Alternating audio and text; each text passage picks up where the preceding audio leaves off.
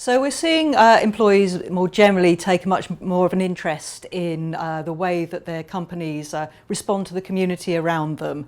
And we're seeing companies themselves respond to that in terms of things like being much more public about their corporate social responsibility statements and, for example, having recycling schemes in the office, so the way that they act and the way that they put themselves across publicly is responding to that.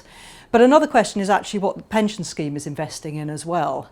And as pension schemes become larger, as employees start to build up their auto-enrolment savings, I think we're going to see employees asking more questions about what they're invested in as well, and whether that aligns with the values of the company.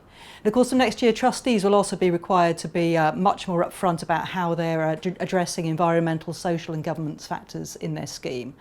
And I think it's quite important to note that actually earlier in this year there was a news story around a number of local authority schemes who had pension scheme investments that are implicated in the Yemen war.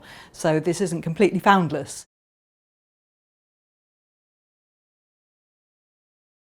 So I think there's quite a lot of untapped potential to help people engage more with their pension scheme and potentially increase the amount that they're saving as well. In fact, there's somebody's just, Franklin Templeton has just put a number on this, estimating that there's around 1.2 billion potential extra pension contributions that 22 to 39-year-olds might make based on their commitment to being able to see what their pension scheme is doing for good. I think another thing is that if you look at other models around the world, for example in Australia, one of the big superannuation funds, Future Super, has funded a solar farm based on their contributions into the scheme and used this as part of their communication. So the solar farm my super built, I think. So there's a real commitment to actually helping people to understand the good that their contributions are doing.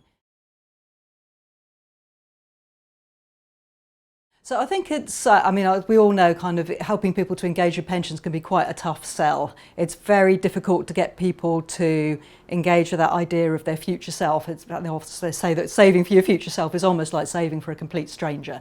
It's very hard to get people to get excited and think about that.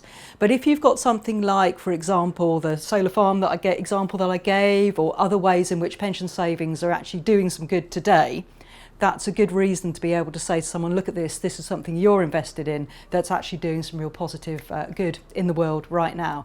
But I think it's also important to add the point that this isn't about losing out on growth because of responsible investment.